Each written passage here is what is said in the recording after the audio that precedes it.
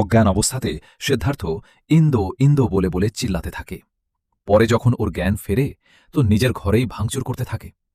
এরপর আবার সেই ইন্দোর হস্টেলে গিয়ে গার্ডদের সাথে মারপিট করে আর ইন্দো ইন্দো বলে চিল্লাতে থাকে। পরবর্তীতে দেখি ইন্দো ওয়াশরুম থেকে বের হচ্ছে, আর সেখানে আগে থেকেই সিদ্ধার্থ উপস্থিত ছিল। পরে সিদ্ধার্থ ইন্দোকে বাসায় যাওয়ার জন্য অনেক রিকোয়েস্ট করতে থাকে, বাট ইন্দো রেগে বলে, আমি তোমায় প্রথমেই বলেছি তোমার চেহারা আমাকে দেখাবা না। এসব বলে ইন্দো সিদ্ধার্থকে চড় মেরে সেখান থেকে চলে যায়। দেন সিদ্ধার্থ আগুন জ্বালিয়ে রাস্তাতেই বসে থাকে। পরের দিন সিদ্ধার্থ রাস্তায় গিয়ে আমজনতার গাড়ি ভাঙচুর করে আর ইন্দো ইন্দো চিল্লাতে থাকে।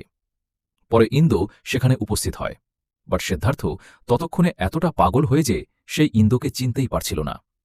পরক্ষণে সিদ্ধার্থ বলে, তুমি ইন্দো হতে পারো না। আর এটা বলে দৌড় দিতে গিয়ে গাড়ির সাথে ধাক্কা খায় আর ঘটনাস্থলে সিদ্ধার্থ মারা যায়।